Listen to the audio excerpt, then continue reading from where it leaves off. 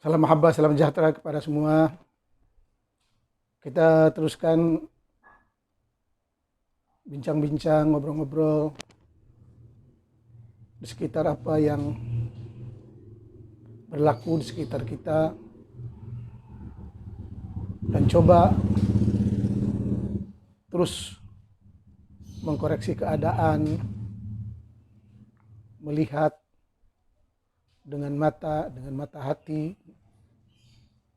dengan akal sehat. Seperti yang semua tahu, hampir di sepanjang tahun 2025 kita terus disibukkan dengan berbagai isu,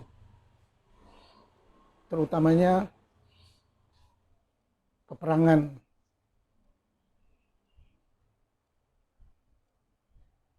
Arab Israel atau Arab Palestina atau Islam Israel,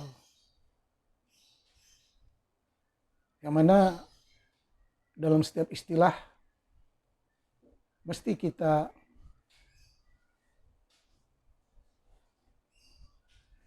menelitinya dengan lebih detail. Adakah konflik yang ada sekarang itu Islam Israel atau Arab Israel atau Palestina Israel atau Hamas Israel? Ini semuanya mesti dikelirkan.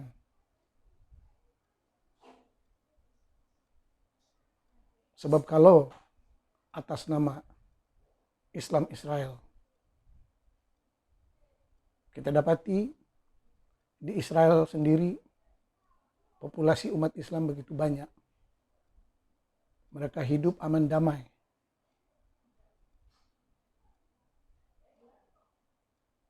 Di bawah pemerintahan Israel yang demokrasi. Sama juga halnya dengan negara-negara yang menyokong Israel dan menentang Israel atas sebab-sebab yang jelas dan yang tidak jelas. Sebab masalahnya kembali kepada akar sejarah dan budaya, yang mana kalau kita lihat dari sudut perbandingan agama, terutama ketiga-tiga agama, Yahudi, Kristen, Islam, merupakan satu keluarga, serumpun. Bahkan banyak kajian yang mengatakan kalau 90% dari syariat Islam mengambil dari syariat Yahudi. Begitu juga dengan keadaan Al-Quran, merupakan duplikat yang berantakan dari perjanjian lama. Ini temuan-temuan dari kajian ilmu agama, perbandingan agama, dan sejarah agama-agama, dan sebagainya. Dan kita tahu kalau ajaran Islam itu sendiri berasal dari ajaran Yahudi. Dan ajaran Yahudi sendiri telah direka, telah dikarang oleh sekumpulan kelompok Yahudi Levi dari Yaman setelah pengusiran besar-besaran dari Babylon yang ada di Irak pada hari ini. Dan nyata hari ini pun populasi Yahudi yang ada di Irak, di Iran, dan di kawasan Afghanistan, Pakistan, India, merupakan populasi Yahudi yang begitu banyak, bahkan populasi Yahudi yang ada di Iran pada hari ini merupakan kumpulan Yahudi terbesar setelah Israel. Juga kalau Yahudi dengan Arab itu merupakan satu rumpun. Kalau dikembalikan kepada asal keturunan Ismail dan Ishak, yang keduanya merupakan putra Ibrahim. Walaupun nama Ibrahim itu sendiri adalah mitos dari nama-nama sebelum yang ada pada agama-agama terdahulu seperti Hindu, Al-Hindusiyah. Terdapat dalam agama Hindu ada cerita Rama, Ramayana, Brahma, Brahmana,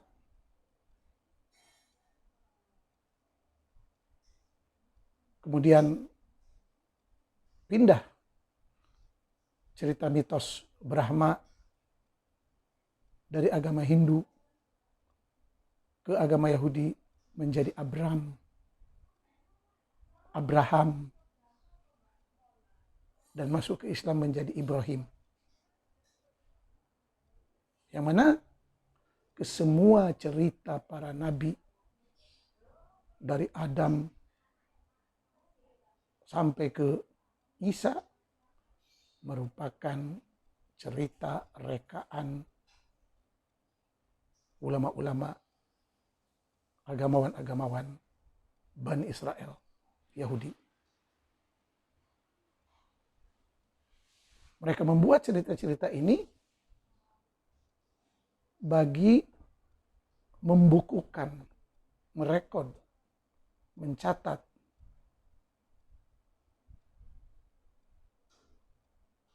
segala peristiwa, baik yang benar ataupun yang dibuat-buat, untuk membentuk satu bangsa Yahudi yang dahulunya berpecah dan disatukan oleh cerita dongeng yang sedemikian rupa. Sehingga dongeng-dongeng ini termaktub, tertulis, terhimpun dalam buku-buku Perjanjian Lama atau dipanggil Taurat, yang berpecah kepada berbagai buku seperti Talmud Al-Babili, Ajada, Afakrifa, Midrashim, dan sebagainya, dan sebagainya.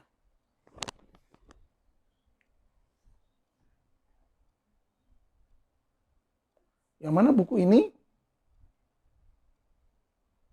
kalau dulu agak susah untuk didapati, hari ini semuanya ada dalam bentuk PDF. Jadi cerita-cerita yang direka oleh ilmuwan, agamawan Bani Israel dalam pembentukan umat Yahudi merupakan himpunan cerita yang diambil, yang dicuri, yang diadapt dari berbagai cerita mitos agama klasik seperti Hindu, Buddha, Zarathustra, agama Majusi, agama Cina kuno, agama Yunani kuno, agama Mesir purba, dan sebagainya, dan sebagainya.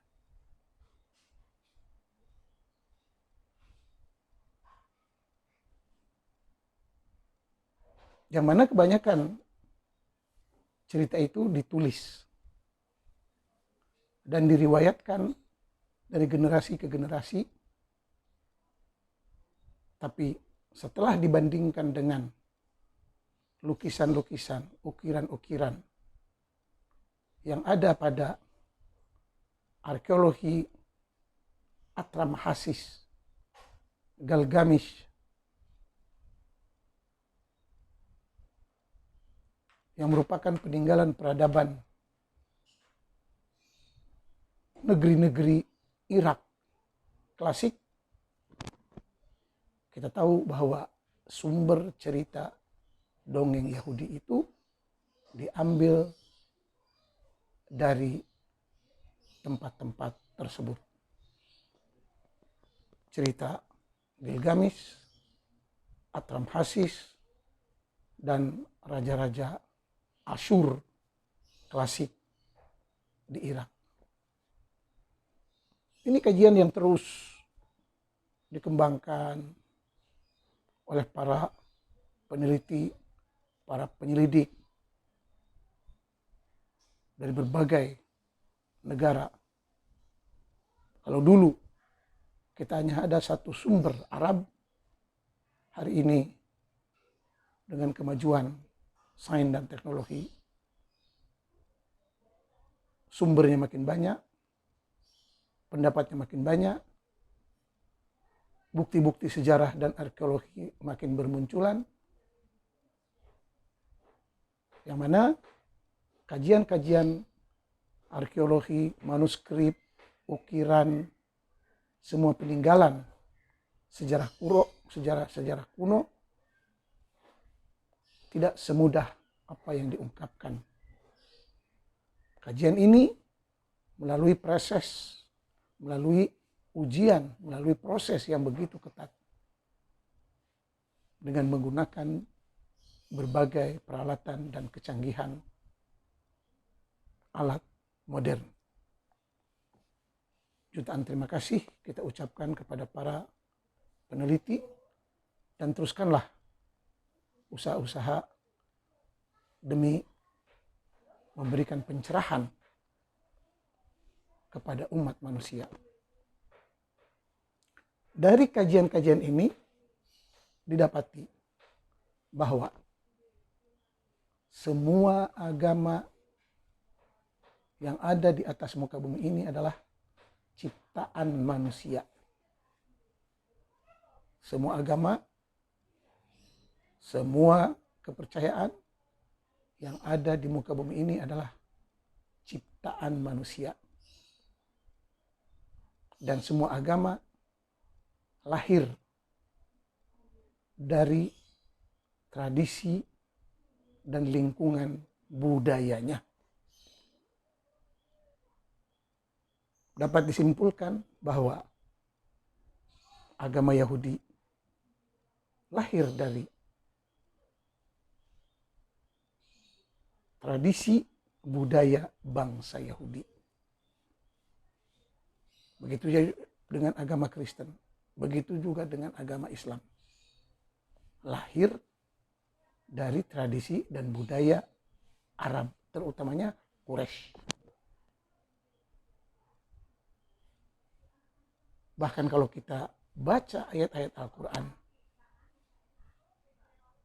yang ada dalam berbagai surah, cukup jelas kalau Quran, Islam, dan Muhammad itu hanya untuk Arab Quraisy.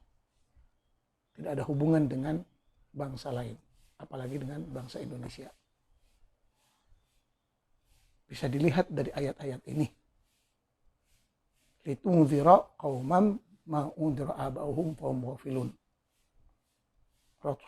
Rasul diutus untuk kaum yang tidak pernah ada Rasul sebelumnya. Quraisy Makkah. Litunzira ummal qura wa man haulaha. Rasul diutus untuk kaum Ummul Qura Makkah. Wa ma arsalna min rasulin illa bilisani qaumihi liyubayyina lahum. Kami, yakni Allah, tidak akan mengutus Rasul melainkan dengan bahasa kaumnya. Nabi Muhammad dari keturunan Quraisy diutus untuk Arab Quraisy dengan bahasa Arab Quraisy. Bahkan jelas Khalifah Utsman dalam pengumpulan Quran kali kedua, dia menyatakan, uktubul Quran bilughati Quraisy. Tulislah Quran dengan bahasa Quraisy. Fafihim nazal. Sebab Quran diturunkan khusus untuk Arab Quraisy. Jelas. Jadi kita hari ini sedang mengamalkan ajaran budaya Quraisy.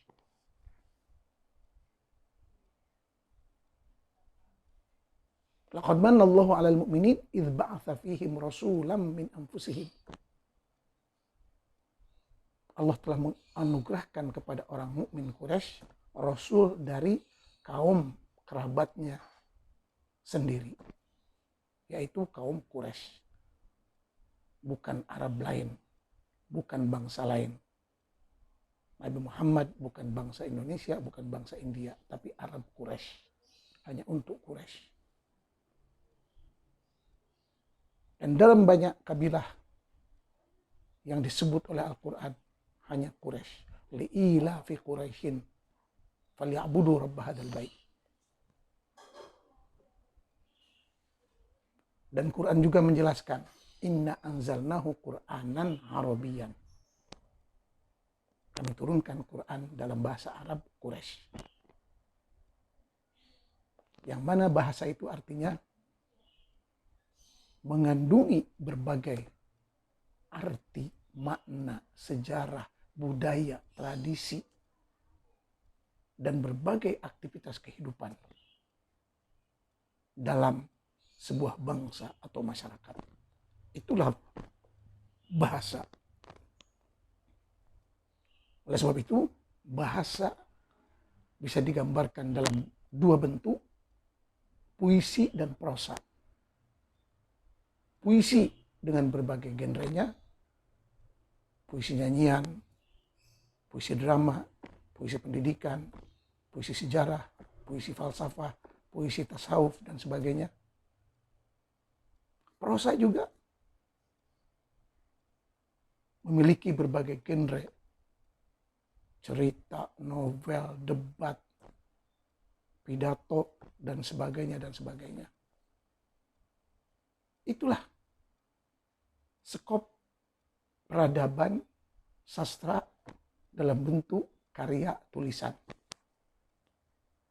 Walaupun ada bentuk-bentuk karya sastra yang lain dalam bentuk seni bina, bangunan, ukiran, nyanyian, tarian, kerajinan tangan, dan sebagainya, dan sebagainya.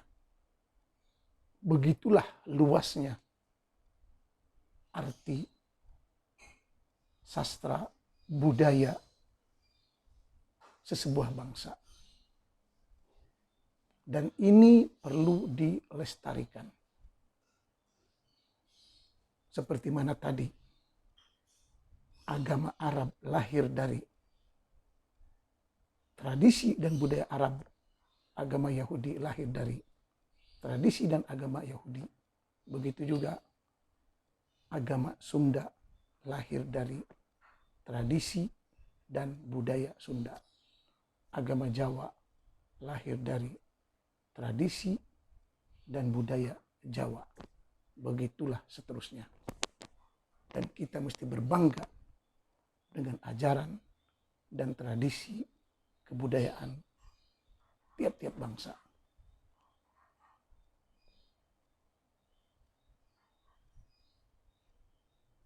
Menjadi suatu kejanggalan apabila mayoritas orang Indonesia yang dulu memiliki ajaran dan budaya Nusantara tiba-tiba beralih kiblat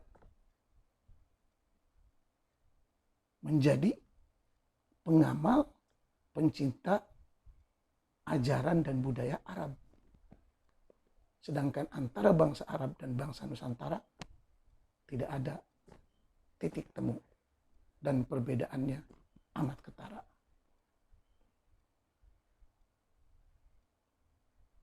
Hari ini kita menyaksikan kalau ajaran Arab, tepatnya ajaran Islam itu telah tidak mampu menjawab berbagai isu, berbagai tantangan, berbagai ujian yang terus berlaku di zaman modern, di zaman IT, di zaman ilmu pengetahuan, di zaman kecanggihan berbagai bidang ilmu pengetahuan. Sementara yang fanatik dengan pegangan ajaran Arab tidak berubah, tidak bergerak, tidak ada pembaruan yang bisa mengayomi, menjawab berbagai isu, berbagai masalah yang dihadapi oleh umat manusia. Ringkasnya, ajaran Arab Quraisy sudah expired, sudah kedaluarsa. Kerusuhan, peperangan, keributan yang berlaku di dalam negeri, di luar negeri, di timur, di barat, di utara, di selatan,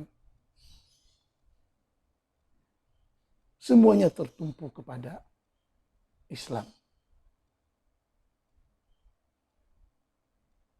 Semua jari menunjuk kepada Islam, kepada ajaran Arab.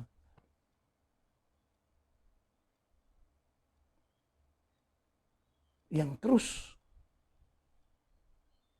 menganjurkan umatnya untuk mundur ke belakang 1500 tahun. Ke zaman Nabi buta huruf, Nabiul Ummi.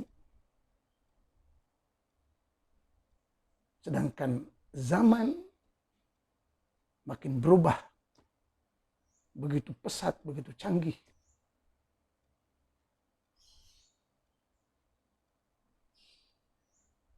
Dan apa juga bentuk doktrin, agama, budaya yang bertentangan dengan kehendak kemajuan zaman modern,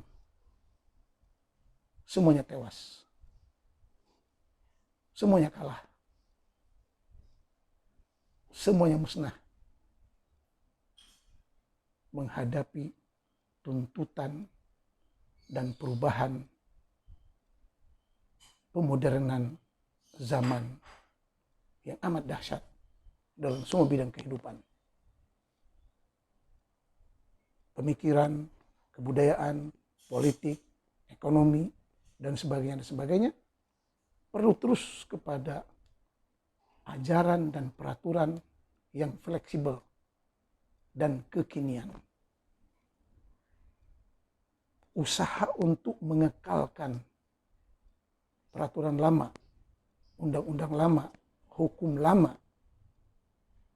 yang dipaksakan untuk diterapkan di zaman modern mengalami kegagalan demi kegagalan demi kegagalan. Bahkan menyebabkan bentrokan-bentrokan yang mengakibatkan pecahnya perang saudara di sana sini. Kita lihat hari ini, kalau yang namanya Islam itu sinonim dengan kekerasan, Islam sinonim dengan kebencian, intoleran, rasis, fasis, huru-hara, dan malapetaka. Sedangkan kalau kita kembali kepada ajaran leluhur Nusantara sebagai contoh, Tidak ada orang-orang Hindu yang demo dengan teriak-teriak Allahu Akbar. Tidak ada orang Hindu yang memasang bom bunuh diri dan meledakkan diri teriak Allahu Akbar.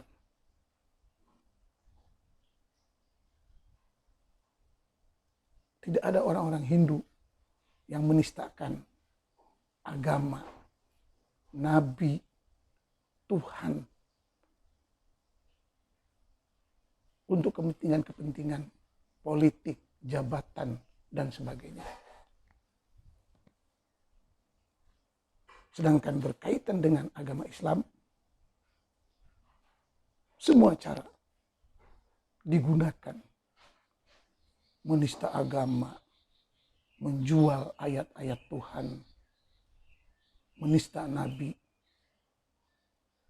membandingkannya Nabi dengan orang-orang biasa. Segala macam penistaan dilakukan oleh umat Islam.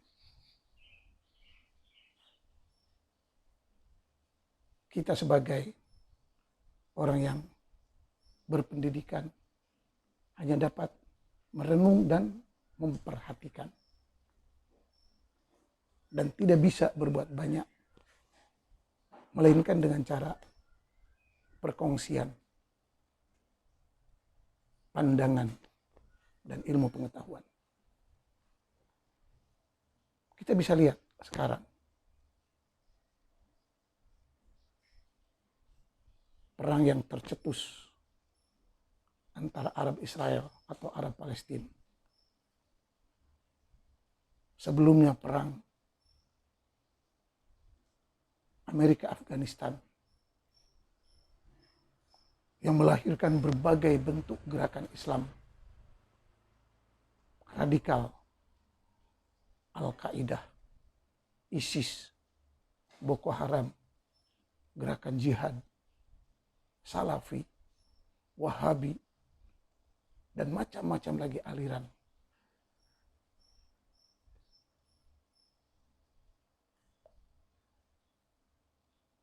Walaupun kita dihadapkan dengan 3 aliran utama, Sunni, Sufi, Syiah, tapi ketiga-tiga aliran ini intinya sama.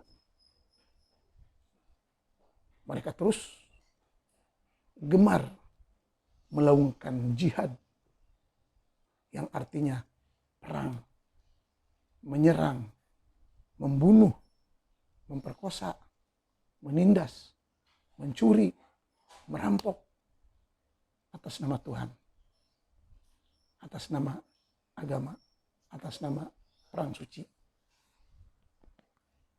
Betapa kejinya manusia memiliki kepercayaan untuk masuk surga dengan membunuh sesama manusia. Sedangkan banyak ayat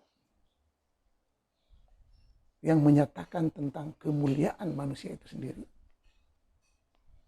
Tapi semua ayat-ayat yang memuliakan manusia itu hampir dinafikan oleh kerakusan kekuasaan melalui jihad, perang, merampok, merampas.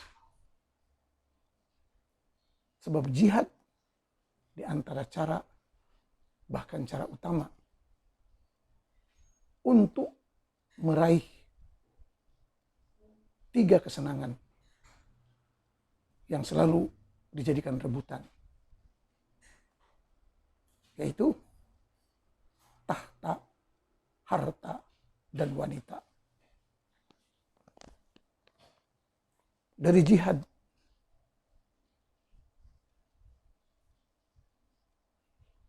bisa diraih tahta, kedudukan yang tertinggi, terutama mereka yang bisa mengendalikan massa.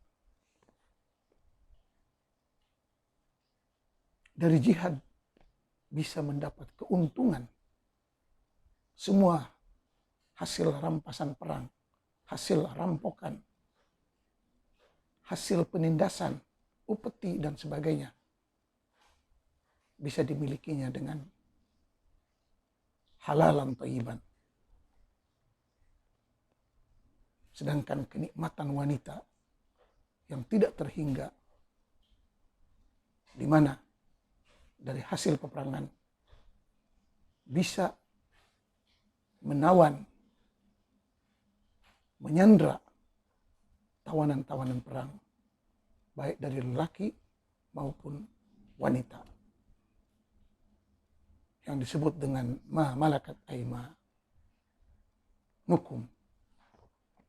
yaitu hamba, selir, budak yang tidak terbatas kepemilikannya. Begitulah kejamnya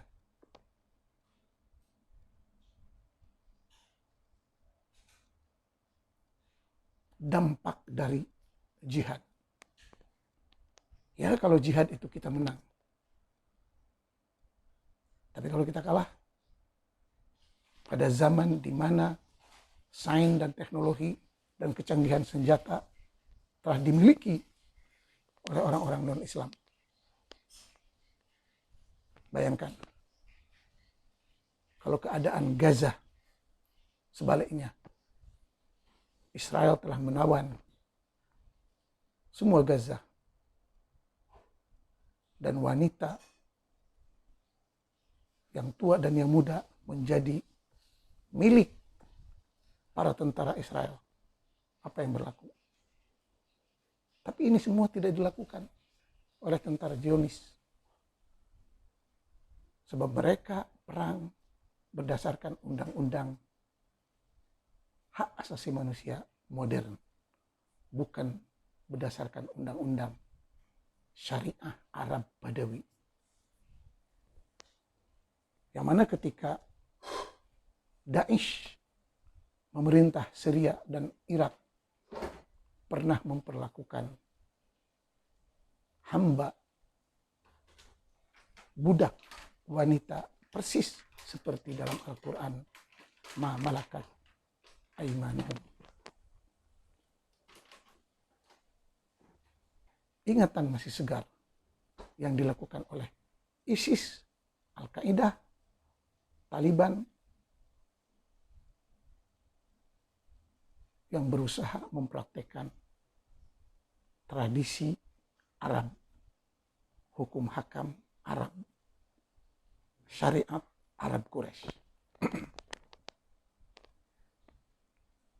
Jadi berbalik kepada tradisi Nusantara, Hindu, yang jauh lebih adem, lebih nyaman, lebih harmoni, lebih damai. Kita wajib menjaganya dan mesti kembali kepada nilai-nilai leluhur Nusantara. Bukti sejarah masih ada di depan kita. Candi-candi, Borobudur, Prambanan, dan yang lain-lain masih dijadikan dan menjadikan bukti sejarah, bukti kegemilangan peradaban Nusantara kuno. Tidak ada kata terlambat untuk kita kembali kepada jati diri asal kita.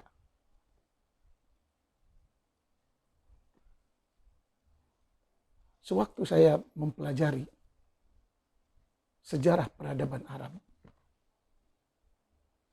sama juga dengan rakan-rakan bangsa Arab,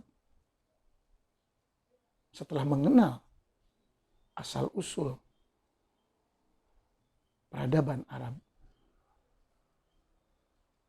kita semua sadar bahwa kita manusia berkembang dan saling mempengaruhi dari peradaban-peradaban yang sebelumnya. Oleh sebab itu, kalau kita sebagai manusia berkenalan sesama manusia, sesama bangsa lain, sesama suku lain, melalui tradisi, adat, budaya, tiap-tiap bangsa merupakan satu ta'aruf dan perkenalan yang cukup indah. Saling memahami, saling memaklumi, dan ingin tahu tiap-tiap budaya pada setiap suku. Berbeda dengan keyakinan agama yang diikat dengan pahala dan dosa, yang diikat dengan ideologi, percaya atau tidak percaya. Itulah sebabnya kalau perbincangan, kalau perdebatan, kalau diskusi antara agama selalu membawa kepada kegaduhan, keributan, peperangan. Tapi kalau perdebatan, perbincangan berasaskan kepada pengenalan budaya, pengenalan tradisi, pengenalan kebiasaan-kebiasaan ajaran leluhur, adalah jauh lebih baik, lebih santun, dan lebih selamat daripada kita berbincang melalui ajaran, keimanan, dan akidah. Oleh itu, semua bangsa Indonesia, dari Sabang sampai Merauke, perlu mengenal dan mengetahui tiap-tiap budaya, tiap-tiap tradisi, dan kebiasaan-kebiasaan setiap suku kaum yang ada di Nusantara.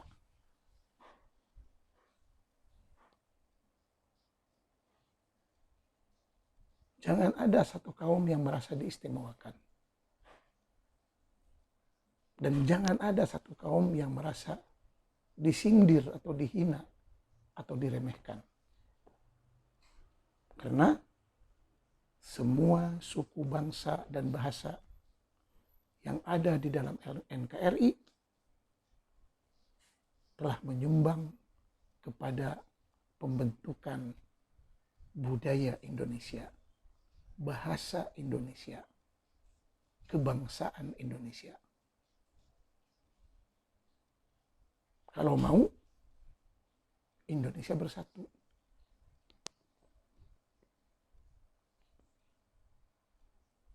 Oleh sebab itu, belum terlambat kita orang Indonesia secara keseluruhan, marilah kita kembali kepada akar jati diri kita. Sejarah jati diri masing-masing yang lahir dari lingkungan kita.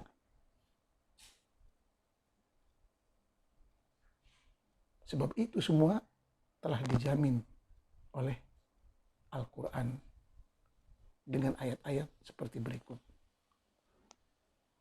Lakum dinukum waliyadin. Bagimu agamamu, bagiku agamaku. Masing-masing bangga dengan agama masing-masing. La ikraha fid din. Tidak ada paksaan dalam beragama. Man syaa falyu'min wa man syaa falyakfur. Yang ingin percaya terserah, yang tidak pun terserah. Lasta alaihim bimusaitir. Kamu tidak berhak menekan dan menguasai manusia. Wa ma anta alaihim biwakil. Wala tasubbul ladzina yad'una min dunillah. Jangan engkau sekali-kali mencaci Tuhan orang lain. supaya Tuhanmu tidak dicaci. Sama-sama saling menghormati.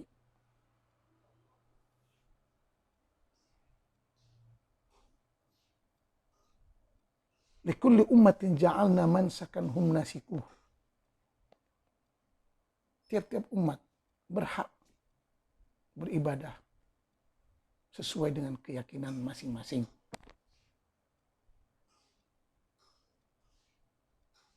Likullin ja'alna minkum syir'atan wa minhaja. Tiap umat mempunyai syariat dan gaya hidup masing-masing.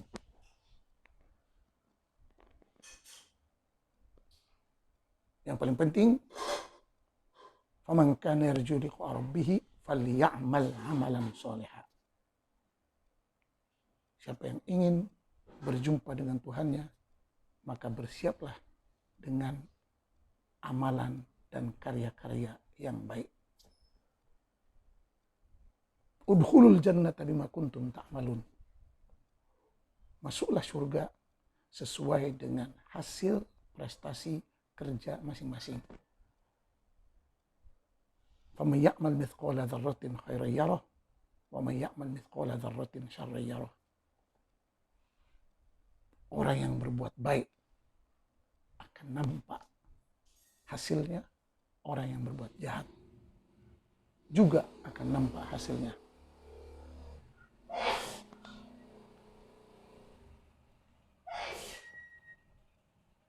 Wa an laisa lil insani illa ma sa'a. Ganjaran manusia itu sesuai dengan amal perbuatannya. Bukan dengan angan-angan, bukan dengan doa, bukan dengan mimpi. Semuanya berkaitan dengan hasil perbuatannya. Bahkan Quran mengingat berkali-kali, illal ladzina amanu wa amilus shalihat. Yang menjadi pertimbangan pemberat timbangan manusia itu karya-karya yang baik, karya-karya yang berguna. Amanu wa amilus shalihat. Berbuat kebaikan. Siapapun orangnya, apapun agamanya.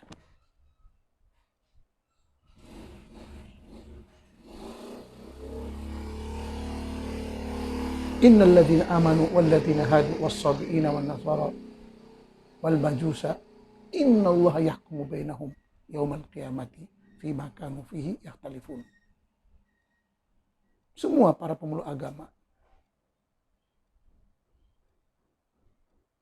keputusannya nanti di depan Allah.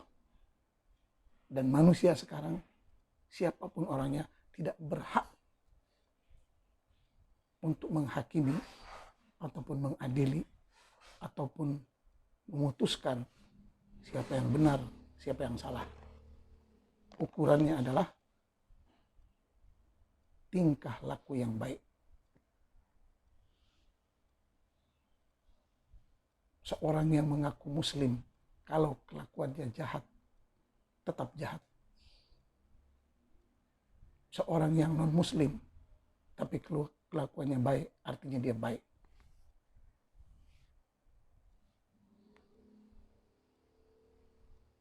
Wala talbisul haqqa bil batil wa taktumul haqqa wa antum ta'lamun. Jangan sekali-kali engkau mencampur adukan yang hak dengan yang batil. Yang hak jelas, yang batil jelas. Bala man kasaba sayi'atan wa hatat bi khati'atuhu fa ulaika ashabun nari hum fiha khalidun. Orang yang tenggelam dalam dosa, orang yang dikelilingi dirinya dengan lipatan dosa, lipatan kesalahan, berbagai kesalahan dengan sengaja, maka dia adalah ahli neraka. Bala man kasaba sayi'atan wa hatat bi khati'atuhu. faulaika ashabun nar hum fiha khalidun. Orang kalau sudah buat jahat, siapapun orangnya, muslim ataupun bukan muslim, akan menjadi ahli neraka. Tidak seperti ungkapan yang bodoh yang mengatakan sejahat-jahat umat Islam akhirnya akan masuk surga. Sebaik-baik orang kafir akhirnya akan masuk neraka. Tidak betul. Bukan begitu. Manusia diukur kehormatannya dengan nilai prestasi kerja. Illal ladzina amanu wa amilus sholihat. Faman kana yarju liqa rabbih falyamal amalan sholihan. Udkhulul jannata bima kuntum ta'malun. Jadi yang menentukan nilai manusia itu adalah hasil karya. Bermanfaat atau tidak bermanfaat. Yang menciptakan obat, yang menciptakan teknologi, yang menciptakan berbagai peralatan yang berguna. Semuanya itu orang-orang baik. Orang-orang ahli surga di dunia dan di akhirat.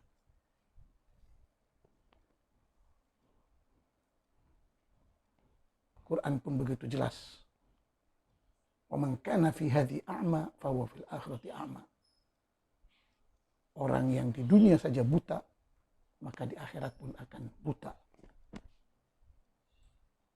Oleh sebab itu, kecerdasan di dunia, kejayaan di dunia, kesuksesan di dunia, jembatan kepada kesuksesan di akhirat kelak.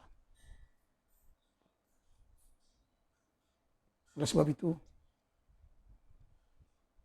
kita kembali kepada akar budaya kita yang jauh lebih santun, yang jauh lebih damai, dan sesuai dengan ajaran leluhur